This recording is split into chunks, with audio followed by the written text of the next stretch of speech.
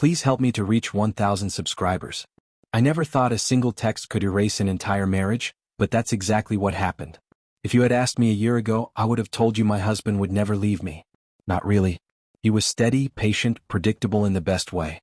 The kind of man who didn't raise his voice, didn't snoop through phones, didn't play games. I mistook that calm for something else.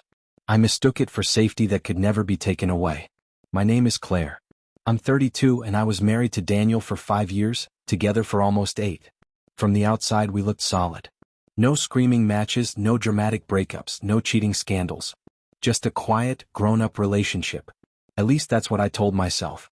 The truth is, somewhere along the way I stopped being careful with his trust because I assumed it was unbreakable.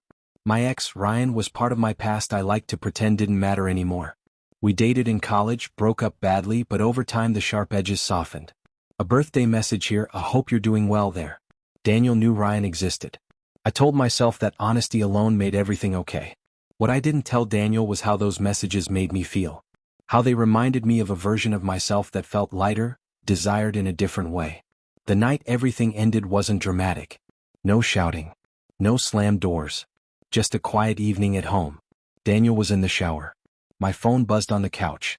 Ryan's name lit up the screen with a simple message. Random thought, hope you're happy. I stared at it longer than I should have.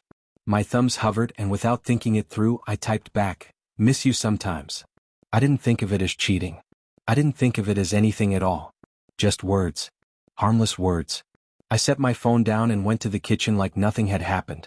Daniel came out of the shower a few minutes later. I wasn't hiding my phone. I'd never felt the need to. He picked it up absent-mindedly, probably just to move it, and I watched his eyes pause. He didn't react the way I expected. No anger. No questions. He just read the screen, set the phone back down, and looked at me. Who's Ryan? He asked. I shrugged, trying to sound casual. An old ex. From before you. And you miss him? I laughed, actually laughed. It's not like that. It was just a dumb text. It doesn't mean anything. He nodded slowly like he was filing something away. Okay, he said. Just okay. Then he walked into the bedroom and closed the door. That should have scared me. But it didn't. Daniel had never been the jealous type. I told myself he'd process it, realize it was nothing, and move on like he always did. I even felt a little annoyed that he'd made it awkward. The next morning the house felt different. Not tense. Empty. Daniel was already gone when I woke up. No note. No text. I checked my phone, expecting a message asking to talk. Nothing. I called him. Straight to voicemail. I told myself he'd gone to work early. By noon I started to feel uneasy. I texted him, "Are you okay? Can we talk later?" No response. By evening the unease turned into panic. His side of the closet was half empty. His laptop was gone. His passport drawer was open. I called again and again. Finally one message came through. Just one. I'm done.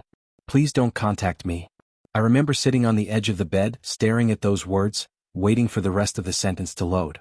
It never did. I drove to his office the next day. His coworker told me he'd taken personal leave. I went to his brother's place. He wouldn't open the door. I messaged his mother. She replied hours later with, "Give him space. He's very hurt." Hurt. By a text. That's what I kept telling myself. Over and over. As if saying it enough times would make it true. As if minimizing it would undo it. Weeks passed. Silence became the loudest thing in my life. I replayed that moment again and again, trying to understand when exactly I lost him. It wasn't when I sent the text. It was when I dismissed his reaction. When I decided my intention mattered more than how it made him feel. When I treated his trust like it was indestructible instead of something fragile he'd been handing me every day. I finally understood what that text represented to him. It wasn't about missing another man. It was about me keeping a door open that should have been locked. About me reaching backward while he was standing right in front of me. About realizing the woman he married still needed validation from someone else. Daniel didn't disappear because of jealousy. He disappeared because something fundamental broke. The image he had of us, of me, cracked in a way he couldn't unsee. And instead of fighting, instead of begging, he chose the one thing I never thought he'd choose. Himself. Now my phone sits silent most days. Ryan stopped messaging once he realized what had happened. Not that it matters. I scroll through old photos of Daniel and me, trying to pinpoint where my confidence turned into carelessness. I used to think loyalty was about not crossing obvious lines. I know better now. It's about not flirting with the edge and calling it harmless. I thought disappearing was something people did out of anger or drama. I was wrong. Sometimes it's what happens when someone realizes, quietly and completely, that they deserve more than being taken for granted.